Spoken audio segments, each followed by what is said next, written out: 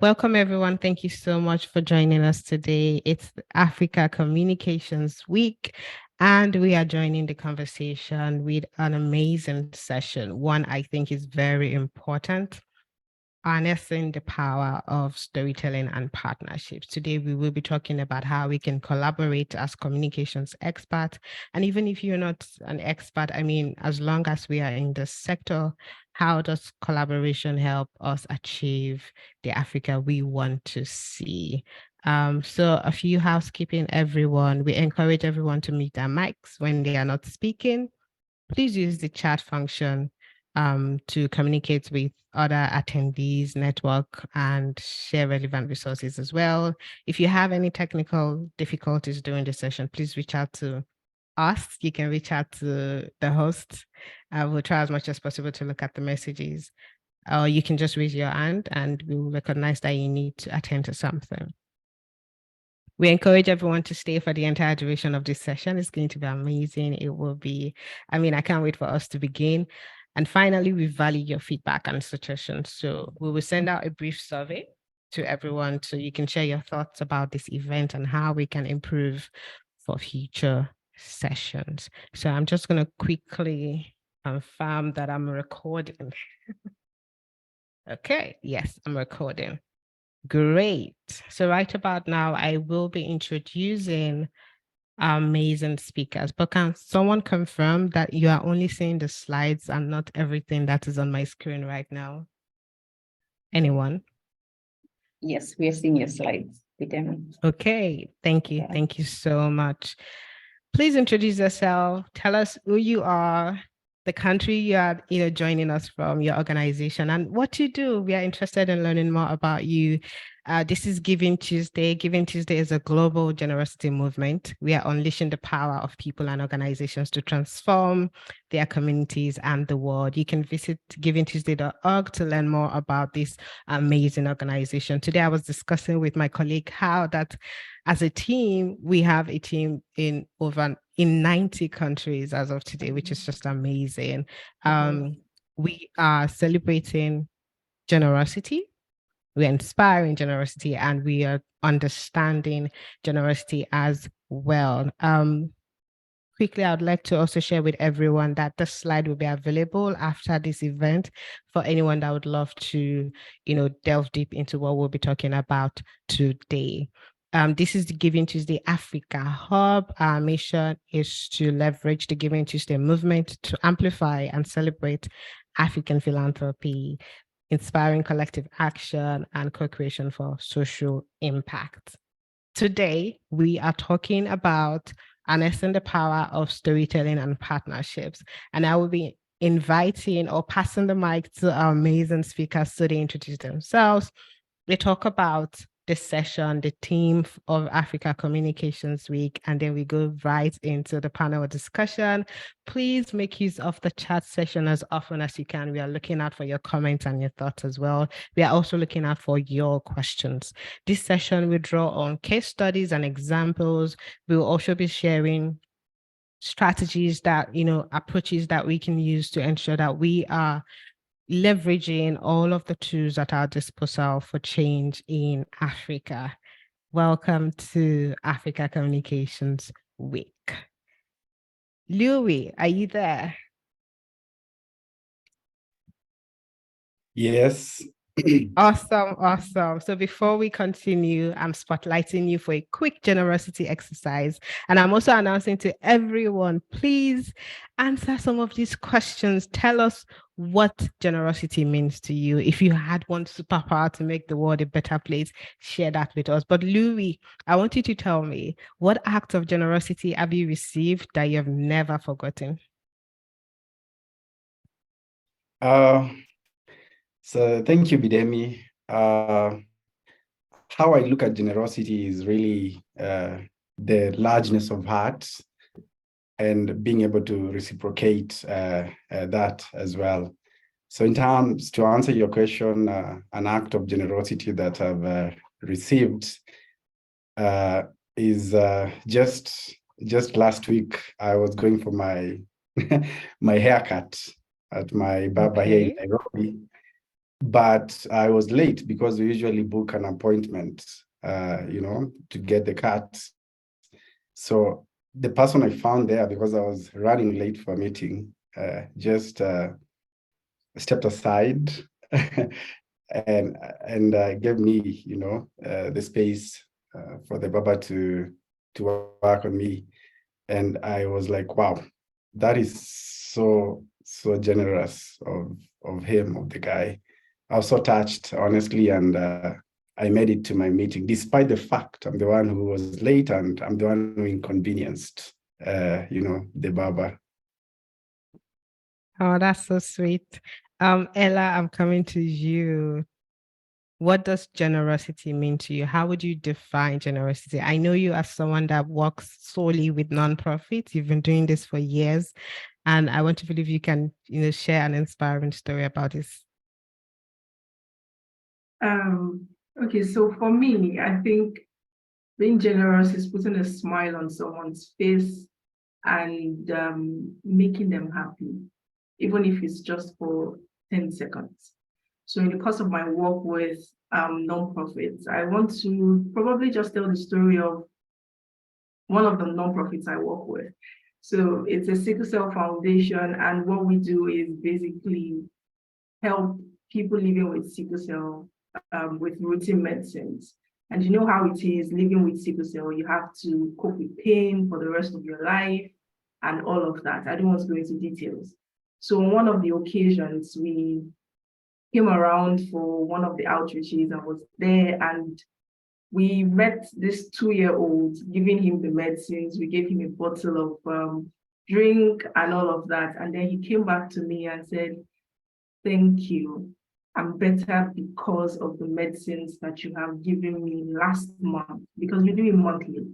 And I was like, I was so emotional because I didn't understand what medicines as cheap as $10 could do in the life of someone. So for me, that's what generosity is. Leaving someone with that change and happiness, even if it's just for 10 seconds. That's a beautiful story. I'm not sure how I would have reacted if I were there. Okay, so let's if we're sharing stories of generosity, we'll probably talk for more than an hour here. Let's dive into our panel discussion. But before that, I want each speaker to sort of introduce themselves to our audience. So we will be passing the mic just as you are seeing on the screen. Emanuela, you go first. Chinamiriam, you go second. And then, okay, Amani is not present here today, so we go straight to Wairimu. I don't know if I'm pronouncing your name right, but please correct me if I'm not. And then finally, Louis. So let's get started. Everyone, Emanuela. Hi, everyone. Welcome to today's event. My name is Emanuela Imo. Everyone loves to call me Ella, so please call me Ella. I'm the founder and CEO of Hexa Media Africa. At Hexa Media, we help African nonprofit organizations to leverage digital media, communications, and technology for growth. I'm a Nigerian, currently running my PhD program in Cyprus. Thank you. Thank you. Chinamiriam, I think yes, you next. Hi, everyone. My name is Chinamiriam Onwara, but you can call me Chi. I work with Yaga Africa and I'm a development communication practitioner. At Yaga Africa, I'm the communications officer. And Yaga Africa, for our friends from outside Nigeria, it's a civil society organization that has been in existence for over 16 years. And we work on promoting civic development in Africa. And our goal is basically to have a citizens-driven, democratic and developed Africa. And I'm very happy to be here today to be discussing the role of communication for social change in Africa, because as a development communication practitioner, I know that communication goes a long way in achieving behavioral change and for making social impact in a continent like Africa. So thank you very much. Amazing. Wairimu, let's hear from you. Yes, thank you so much, Bidemi. So hi, everyone. I'm super excited to be here. My name is Wairimu Masharia. I'm a digital communications professional. And I also run a startup that focuses on data and digital storytelling. And of course, I'm based out of sunny Nairobi. And first of all, happy Africa Week to everybody. Really excited. Yeah, it's a pleasure to be here. A pleasure to meet you too. Louis, Yeah. let's hear from you. Hello, everyone. My name is Louis Mainga, and I'm based in Nairobi, Kenya. I hope my internet is not choppy. I represent a global human rights organization called Witness. We empower people to use video and tech in the defense of human rights. I think you would agree with me that video is not only a critical tool of communication, but also it's critical for human rights documentation and storytelling. And that has been facilitated by how access to smartphones has been democratized, putting the power to witness, violations of human rights in the hands of millions of people using their phone cameras. So my job as the communications coordinator for Witness Africa region is to use various regimes of communications to ensure that knowledge on how to effectively, ethically, and safely use video and tech and other strategies to tell stories of human rights leading to justice and accountability is in the hands of, is accessible to as many people as possible across the continent. Speaking of strategies, one that we are using and my colleagues in Latin America are prominently using is called narrative storytelling that I'm so excited to telescope into later. But for now, I'd invite you to listen to one line of a popular song that I'm going to sing, then I'll ask some questions later. So here we go. Tsamina mina waka waka tsamina mina zangalewa. It's time for Africa. Thank you. Yay, that was awesome. Thank you so much. Let's dive right into the discussion. I would still encourage everyone attending today to please use the chat section as often as you can. We want to hear that's the point of the session in the first place. It's communications. So the spotlight is on Wairimu right now, and this question is for you.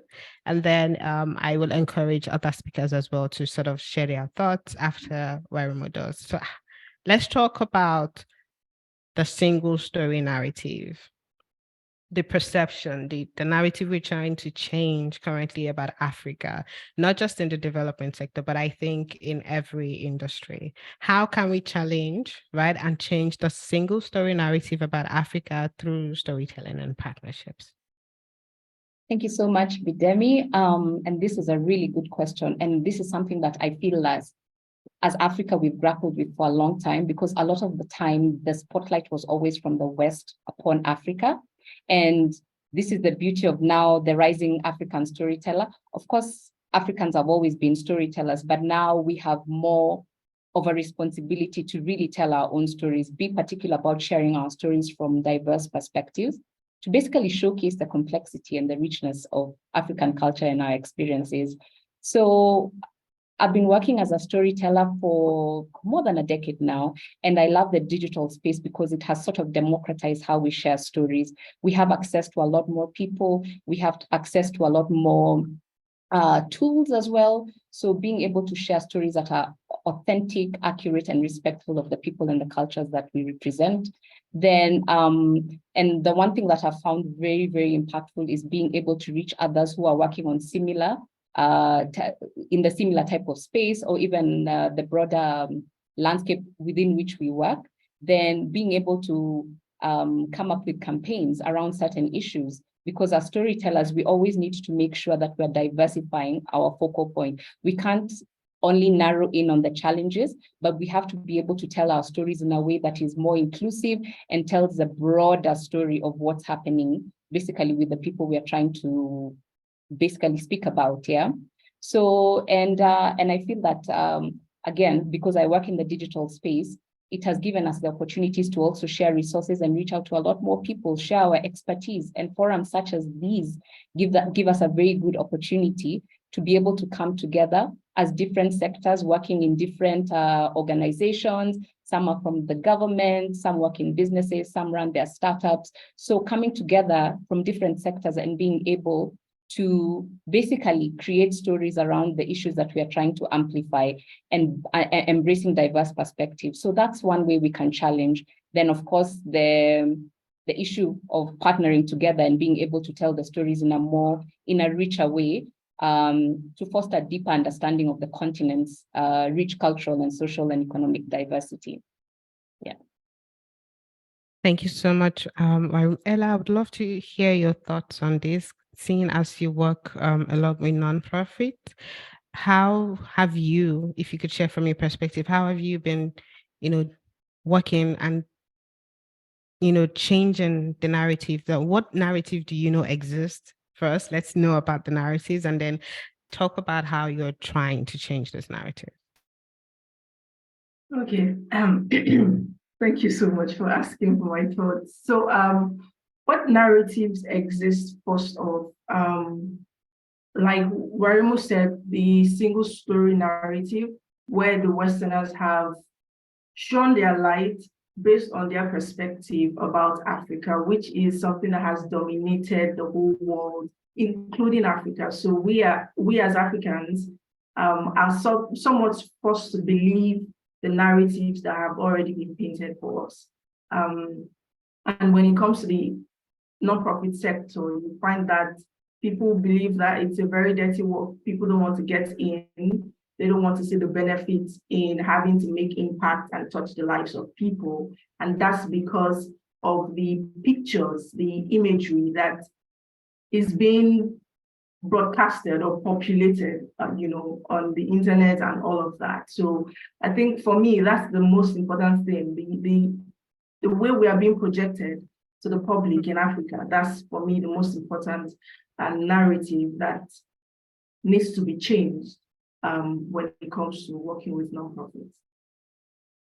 Right. Louis, do you think this is probably why people like us, are so intentional about communications, and we try as much as possible to ensure that organizations have this whole strategy around how we, our messaging, our consistency in messaging? What do you think? Yes, I totally agree with Warimo and Ella that there needs to be, we need to be intentional about crafting, some messages and some stories and narratives, really. And one of the hallmarks of effective communication is the ability to inspire action. And a great story is an important driver in that process, and I believe every great story has a narrative. Okay. Moving on to the next question, I will be sharing my screen. Please let me know if you can see my screen. Are you seeing the slides and nothing else? Just checking. Yes. Awesome, awesome. So we are coming back to Emanuela. Ella, tell us, and then Chinemerem, I would also love to hear from you, seeing as you work with Yaga Africa. What are some examples you can share, organizations or community organizations, grassroots, or even campaigns, really, people just coming together to, cause change in their communities? Can you share some successful examples of how these people used storytelling, and not just storytelling, but partnering with, other actors in their space for change? Okay, thank you so much. I wouldn't like to start from far home, so I want to come home to start from some of the work that we do first off at Hexa Media. So as an African that is that is so passionate about telling the stories of Africans and changing that narrative. I think one step in the right direction we have taken is to tell the stories of African nonprofit founders from their own perspective. So the horses telling the story by themselves. We don't want people telling the stories for us. And we do this through the Humanitarians of Africa series, where we have been getting over 40 founders so far to share their stories about the work they're doing, the inspiration, the challenges, what is happening on the ground. Don't let someone else tell us what's happening on the ground. Tell us yourself. So that's the first thing I would say that we have done when it comes to telling stories. And through that, we have been able to partner with so many founders, to broker impact and cause change in the society. Then moving forward to look at other people that are doing great work. There are so many organizations that have caught my eye, but I'm just going to talk about a few of them. One that is very, very, very, very dear to me is Church on the Street. I don't know if anyone here knows about Church on the Street. It's a organization based in Nigeria that they cater for children, and they tell the stories of mothers, children, and everything that goes on in their lives. They leverage storytelling so powerfully, visual storytelling most importantly, to tell the stories that are happening on the ground. And all these stories are not just helping them raise funds, they are also helping us that are communications consultants and all of that to see the power of visual storytelling. It's not just about pictures, but taking us through the journey of some of these things that are happening. It's really life-changing. Church on the Street does that very beautifully. Another one is Chess in Slums. Chess in Slums is very popular. Tunde Onakoya, sometimes he uses stories, to tell us about how he's able to change the lives of boys in the slums through chess. And all of this really causes change in the society. A lot of people are inspired to join the cause, advocate for what he's doing, and all of that. Another organization I can think of, top of mind, Mwazo Africa, they leverage powerfully on partnerships, to spread the word of social entrepreneurship across Africa. They are Rwanda, Nigeria, Togo, Cameroon, name it, leveraging partnerships with corporate organizations, with universities, with individuals, just to spread the word about social entrepreneurship. And it's really amazing to see the work that they're doing. So these are just like top of mind, some people and organizations that I can think of that are doing amazing work, leveraging storytelling and partnerships. Wow, thank you so much, Elan. Well done with Humanitarians of Africa. I do hope we can get one of us there so you can feature GivingTuesday Africa on it.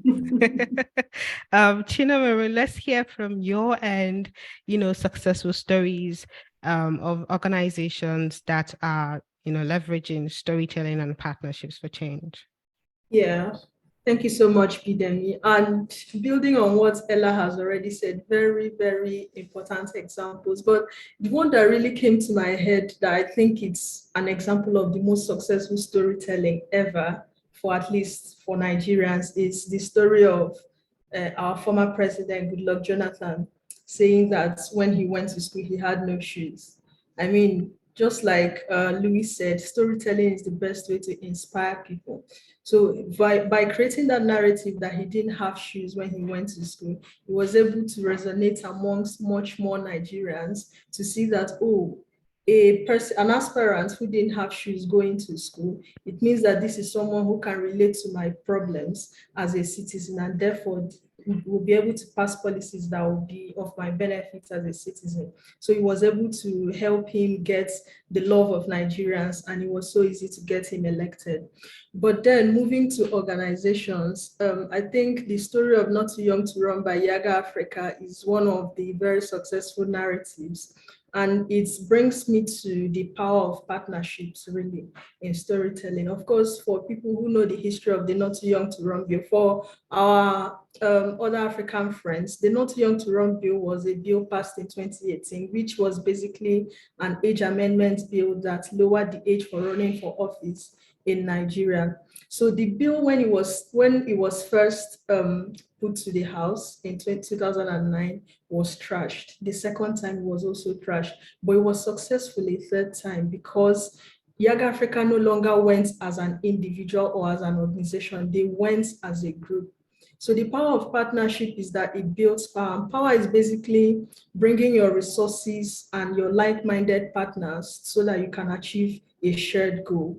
So by bringing the bill the third time and going as a group, a cohort of organizations seeking this change, it was easier to make the bill, to get the House of Representatives and the Senate to pass the bill. So, and there are also other stories, like a lot of stories of successful storytelling initiatives. And I just think that as communication experts, it's very important that we're able to look at our individual, our diversities as Africans, and then find the stories or find the narrative that will be able to inspire people and then successfully tell our stories. Yeah. Right. Let's move to Kenya. Louis, do you want to you work with Witness, a huge organization and you use video to open the eyes of the world to human rights violations and empower people to use videos for justice. Do you want to share, some examples from your end? Yes.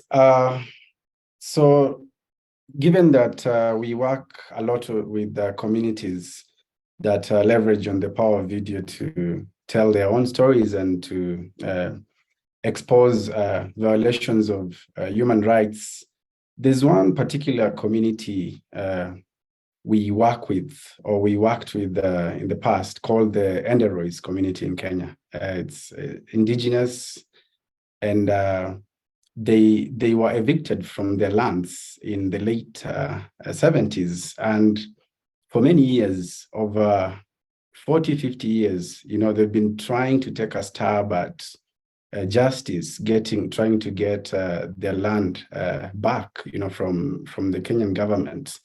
So back in 2009, 2010, we joined, the community to support them, to support their advocacy efforts by teaching them, how to make videos showing the economic impact as a result of, of that eviction. So that video was actually taken alongside, other evidence to the African Court, African Human Rights and People's Court, sitting in Arusha, Tanzania. And people who were in the courtroom told us that when the video was played before the judges, the mood in the courtroom changed, and that was able to evoke a lot of, a lot of emotion and a lot of resonance. It was able to transfer the judges from the bench into the community. And as a result of that, plus other strategies, obviously, the Enderois got a favorable ruling, asking the Kenyan government to restitute back their lands. Wow. I mean, from what Chinemere said earlier, when she said there is power when we partner, like that struck me because I realized that that's really true. When we come together, it's really powerful. No one can deny what is being asked for. No one can deny the evidences that we are putting, forward, and the change that we seek really is attainable. Moving on to my next question. Where is my slide? Okay. Louis, I'm still on you. Let's talk strategies. How can we create impactful communications effort in Africa that allows people to leverage storytelling in partnerships? I can say for one that I am really heavy on capacity building. I see a lot of people doing amazing work, but I feel like the world needs to know what they do. Everyone needs to hear about what you do. And my own way of contributing is to help build the capacity of those people I meet with. This is one strategy that I have. If they can do it themselves, it takes the load off you, and it's like a replication of excellent solutions. And before you know, we're viral. So share with us. And you've actually expressed interest about sharing some strategies. So I'm really interested in what you have to say about this. Yeah, there are an ocean of strategies which can be used to tell stories. But I'd like to drill down on narrative storytelling to drive social change. And I will start us with a quote from one of the respected narrative change experts or scholars. And I'll actually paraphrase the quote. So reality is socially constructed through narrative. And that in order to bring about change, in the world, we need to pay attention to the ways in which this takes place.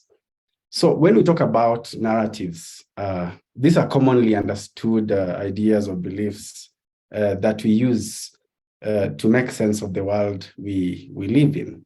And when we talk about deep narratives, these are ideas or themes that permeate, stories, and which are deeply embedded in cultural narratives that we have.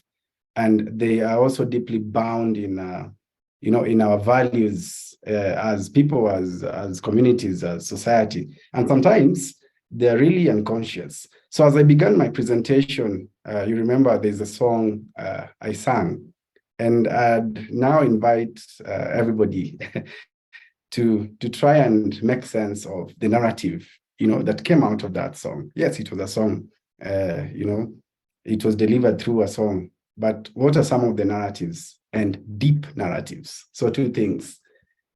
You can type in the chat.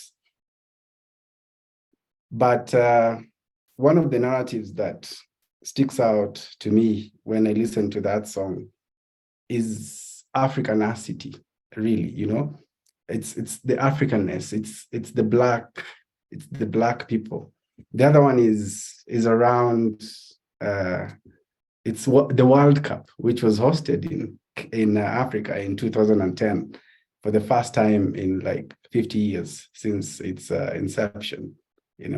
So those are some of the narratives coming out of the song.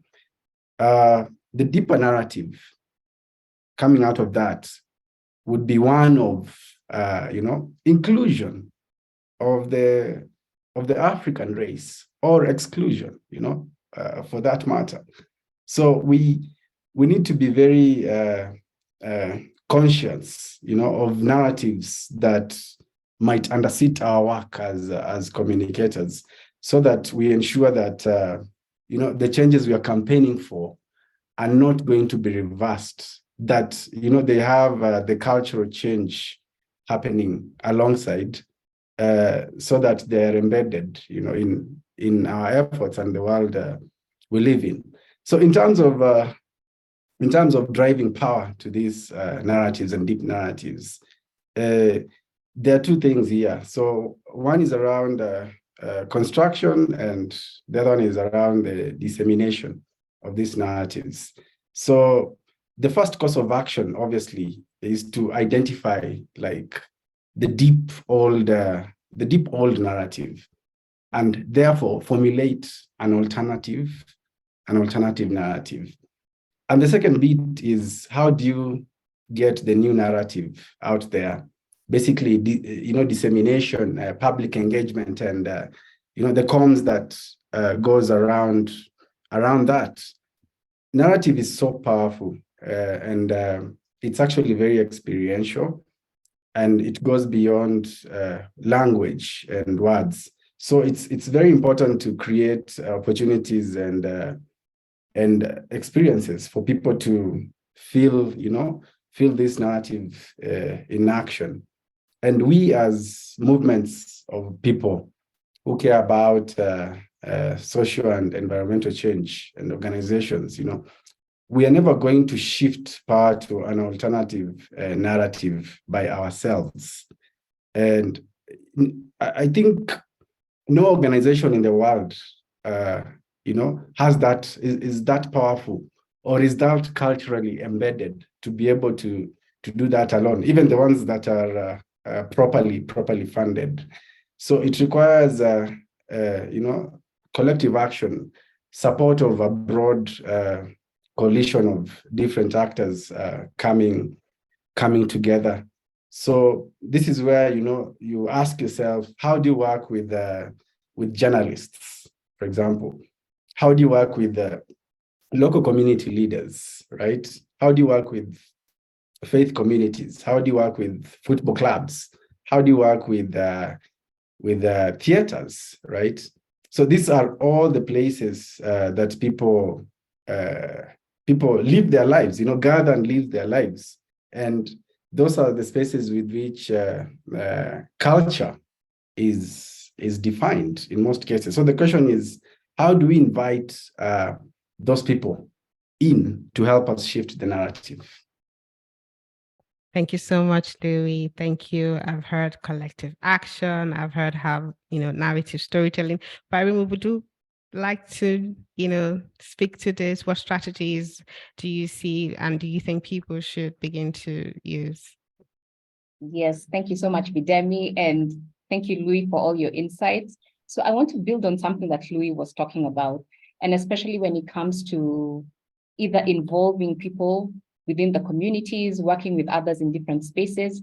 And one of the things we do, because I do run a startup that focuses a lot on data storytelling, so we try to layer that and upskill especially journalists. Right now, we are running a fellowship for around 6 months, which is supposed to come to a close at the end of June. And the one thing that we found that has been so useful is not only are we taking the stories from the people in the communities, but we're also teaching them how to tell evidence-based stories using data, because the data exists in these communities. So how we teach them how to collect that data. How can you make sure that you're collecting data that is credible? Then also using that data to tell stories that are very impactful, because a lot of times you find that, especially when you work in these nonprofits, a lot of times you want to influence policy, and it has to be grounded in evidence. So how do you do that? So you have to teach the storytellers how to use that data in a way that makes sense, that can actually push the policymakers to make some of these changes. So for example, I've worked with an organization that focuses a lot on gender equality. And a lot of the times we have so much anecdotal information out there, but without the actual data, it's very difficult to tell some of these stories. So we layer that with the stories from the communities and layer that with the data and be able to, drive that change using evidence and evidence-based storytelling. So that has been very powerful in, helping to, drive storytelling and drive how we do our communications in a way that makes sense for, for the different actions that we want, either for the policymakers to take action or certain communities in terms of behavior change. So it's always rooted in data. Yeah. Awesome, thank you. So we've touched on capacity building, we've touched on narrative storytelling for collective action, and now we've also touched on evidence, right? Data collection. Awesome. Chinemere, I'm coming to you now. If you could share with us, how, experts, let's drop experts, please. How can, everyone effectively collaborate, with diverse stakeholders? Say we want to come, as you talked about, going as a group to create change. So how do we do this? Can you share with us some secrets so we can amplify social impact across borders in Africa? Thank you, Bidemi. I think basically the best approach is basically to make sure to identify partners with shared goals. Collaboration is very necessary because it helps. It's actually a collective effort. It stops being about one person. It stops being about one group. It becomes a collective issue. and a collective effort towards achieving that issue. And I think the best metaphor to explain that is the adage of a single broomstick that you can easily break. But when it's a bunch of broomsticks, you just can't break it. And I think our shared values is, say, the rope that ties the broomstick together. So it's our common value, is our common goal. And when we have this shared value, we are able to achieve what we need to achieve. And then there's also a need to foster open communication amongst every member of the group. If you're partnering with individuals, if you're partnering with organizations, you're not just doing that for the sake of partnering. You're doing it because you recognize the individual uniqueness of each of the member of the group. And then you value everybody's opinions, everybody's contributions. When people feel respected as a part of a group, it makes them put in their best foot forward, and it actually is like the best and easiest way to approach social impact and communication. Then there's also a need for knowledge sharing and capacity building. We are all different and we all have different capabilities. So just like you mentioned, capacity building is very, very important. When we come together as a group trying to trying to foster partnership for social impact, it's also important to make sure that where one person is lacking, the other person is making up for it. If there are knowledge materials to share, we are informing, we are educating each other, and we are all growing as a group. And then we can always leverage technology. I mean, we live in a digital world. There is always the tool of pushing out petitions, seeking signatures, and this way everybody from different walks of life and different parts of Africa, we are all advocating for the same thing. So the tool is there, and we as communications practitioners can always leverage these things when we come together so that we can have effective collaborations. Amazing. Thank you, Chinemere. Wairimu, I'm coming back to you. Seeing as some of the things you shared, I can resonate with. I think everyone can, and it still aligns with, what Chinemere is also saying. There are resources, there are tools, but we also can agree that we have a knowledge gap, say technology gap, for example. What are the challenges that we see as we try to develop, cross-border partnerships for communications in Africa? Yes, for sure.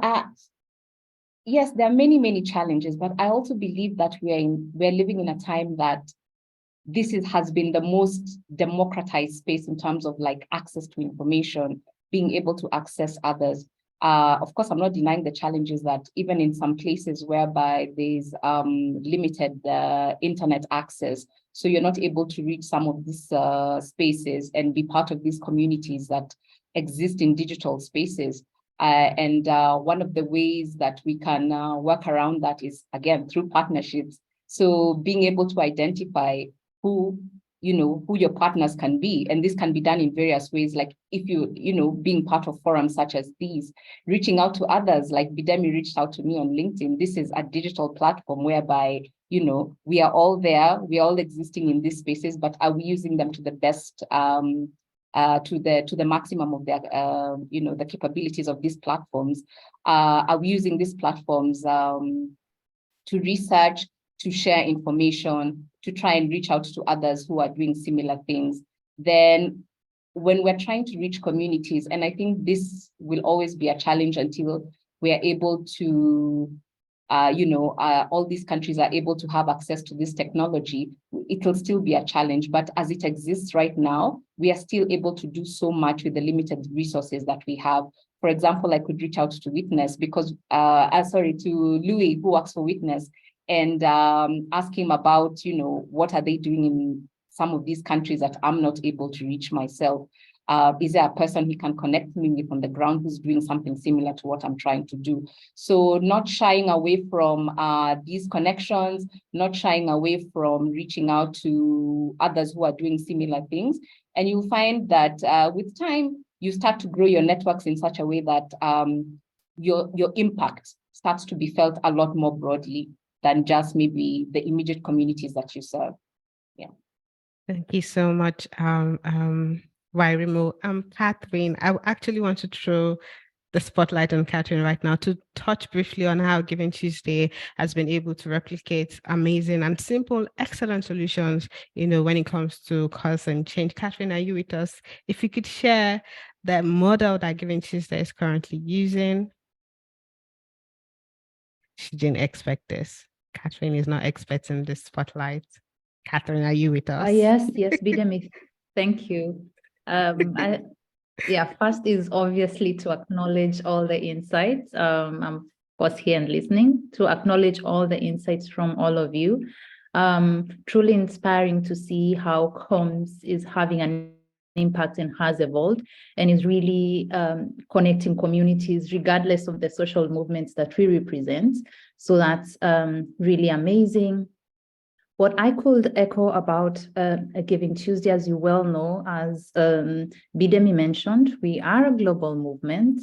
And one of the key elements for us is how much we can maximize our outreach and bring more people on board and individuals who connect with the virtues we represent. And that's basically generosity. So what has really been impactful and worked for us is the understanding and acknowledgement that having multiple messengers, having multiple champions, people who believe in your message, and people who can translate that and carry on even without you, has been a great success in ensuring that we are sustaining the narrative, but also that we are reaching out to communities we would never have imagined. And as Bidemi said, yes, we are in 90 countries where we have country leadership, but Giving Tuesday has been experienced and activated across all countries around the world. We will not have done that without a strong network of leaders who translate our messaging and represent us around the world. So that's important. Having people who believe in your message, but also empowering them to sustain that message, co-create and invent and design messaging in a way that really resonates with the context and the constituencies that they represent. That has been truly instrumental for us. Thanks, Bidemi. Thank you so much, Catherine. I feel like I should give you a round of applause right now. Moving on, I think we have less than 50 minutes, honestly, and I know Rimo needs to leave for a meeting. Okay, so let's wrap up. We're talking about technology. Ella, I'm coming to you now. How technology and digital media can be utilized to amplify the power of storytelling. I know this is something that you're very passionate about. Thank you so much, Bidemi, for directing that question at me. Okay, so the use of technology, digital technology, I think the first thing that organizations and individuals could leverage on is the platforms that are available to us for free. So we have so many platforms that can be used to tell the stories.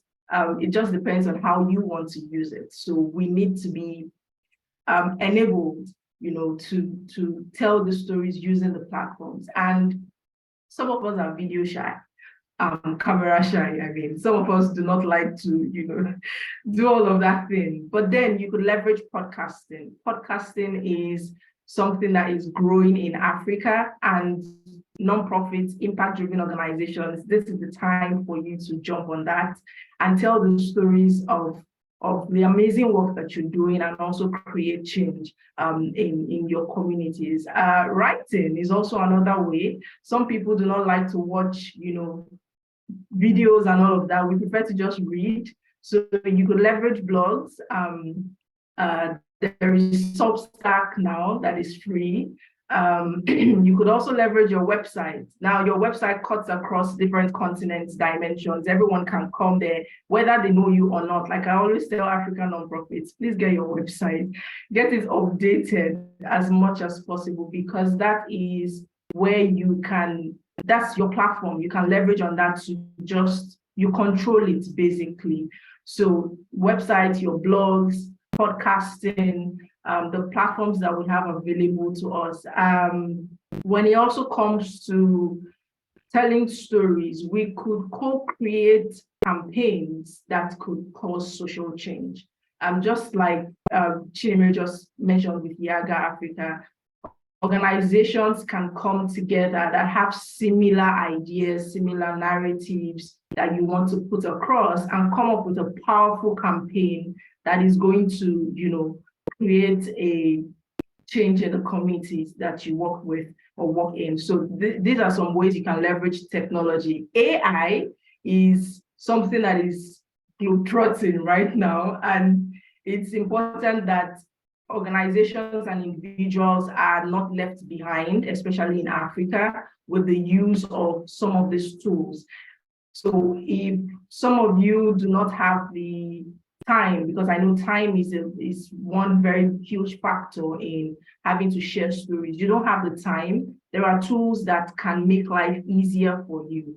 Well, right here on this call, I can see an AI note taker on this call. So you can use that, to repurpose your content and turn that into different sorts of information that you can, share across and keep sharing those things. So many tools. I don't want to go into that, but then go research AI tools that you can use for your organizations. There are so many, and they are free, some of them, if you don't have the resources, to pay for some of those. Thank you. Awesome, Ella. I was also going to mention how some of these tools are actually free for impact-driven organizations like ours. Right now, we're kind of going to open up the floor for anyone to ask questions or share their comments. If you have a question, please share in the chat section, or you can just raise your hand so we can recognize you. And while we are waiting for your question, I just dropped something in the chat. Would love to hear your thoughts and feedback about this event. So please take this brief survey. It will take you less than a minute, I promise. I'm still going to reach out to you guys via email, but if you can do it now, that will be great. The floor is open for questions. I hope the noise, because it's raining now. So if you have a question, you have a comment, please let us know. And while we are doing that, I will also be sharing a brief information. What's happening. So Ella talked about podcasting. So it's awesome that we are also releasing our own podcast, the Ubuntu Giving podcast. We would love to share stories featuring guests that will share their experiences that has to do with generosity. We want to showcase African philanthropy and inspire more people to give. The trailer is live and we will be releasing this podcast tomorrow, Africa Day. Please watch out for our podcast. Also happening tomorrow is the Unleashing the Power of Generosity Twitter Spaces. Ubuntu Giving is a campaign that we're very, very particular about here at GivingTuesday Africa Hub. So please join us on Twitter. Let's have a more chill conversation on Twitter. You know how Twitter Spaces can be. It's a place where we all can share all of our thoughts and we can really gain a lot. Join us tomorrow. All right. Speaking of tools, I know someone mentioned having tools and some of these resources. We are also creating tools for us all. We have prepared beautiful collections. We have a toolkit that you can use to spread the word about Africa. This is the one day that we want to share to the whole world that, we're here and we're taking over. So we have a toolkit, and I promised you all that this presentation will be available. So you're definitely getting this in your emails as well. I'm going to be looking at the chat section now. Okay, great. No questions so far. Awesome.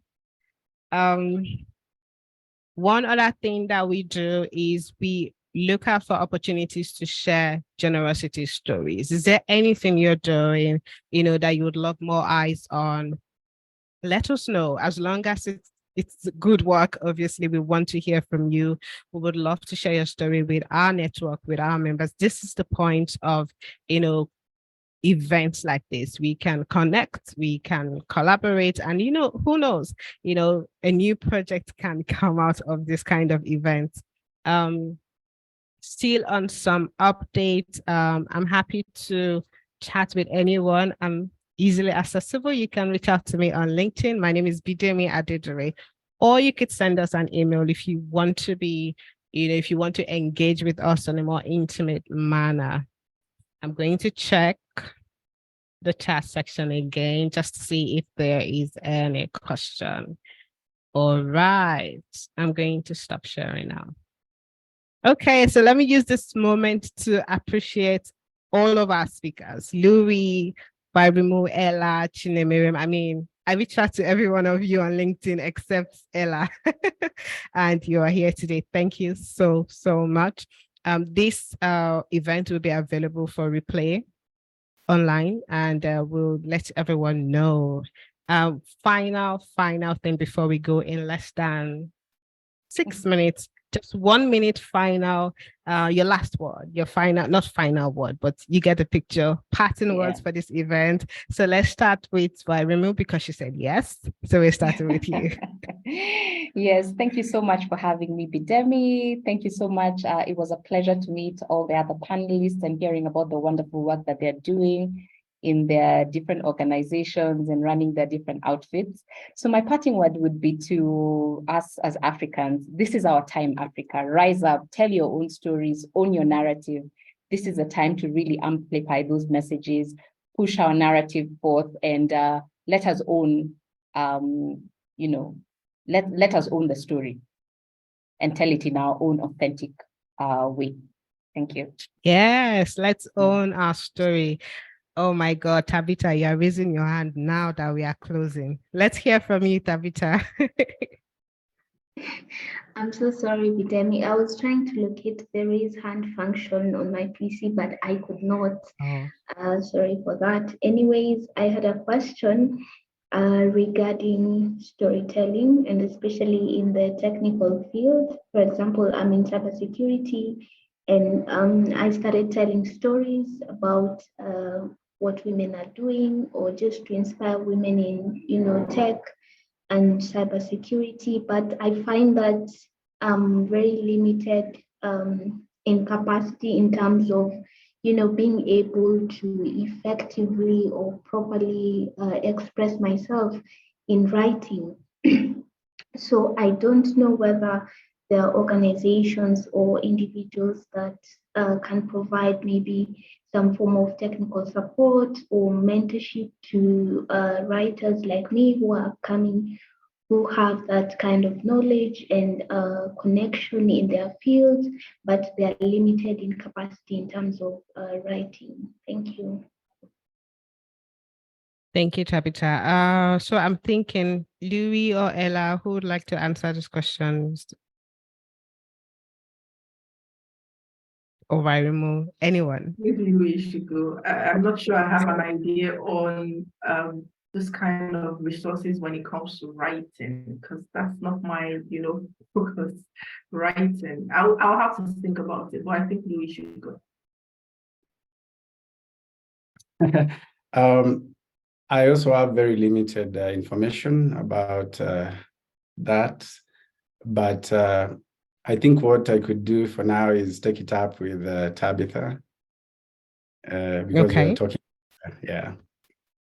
Oh, okay, great. Tabitha, you can connect with Louis. I can reach out to you via email as well to share some resources that we have. And I hope that would be of help. Anyone else? Maybe I can just respond to Tabitha. Hi, Tabitha, how are you? So the thing is, especially when you're not a writer, it can be very daunting because you feel like you have to write in a certain way, speak in a certain voice. But all I'd say is, and as somebody who works within the digital space, don't limit yourself to only writing. You could use your voice in different ways. You could either, and especially now with the rise of podcasting, you could do audio as well and get the stories from some of these people you're trying to, let's say when you interview them, you could, transcribe that information and share it as a blog, as an interview. Don't feel limited just because you can't write, but you could share your message in different formats. And you could also use video as well. It doesn't have to be like high-end, high-scale video, just recording short clips, which are very shareable across so many different platforms now. And a lot of these platforms are video first. So don't feel limited just because you can write. Try different formats, experiment. Digital gives you that option as well. And now there's generative AI. So you can also experiment with some of those tools and see how they can improve your writing when you feel stuck. So yeah, that would be my advice to you. All right. Thank you so much, Byron. Watch out for our email as well, Tabitha. Still on final and last words for our audience. Let's move to Ella. You have like 30 seconds, really. Okay. I would just say you cannot do it on your own. You need the help of others. No matter how strong or how big or how popular you think you are, there is someone who knows it better, who can do it better. You cannot stand alone. Get someone and do it together because, like we know, stronger together. Thank you. Stronger together. Yes, Chinemere.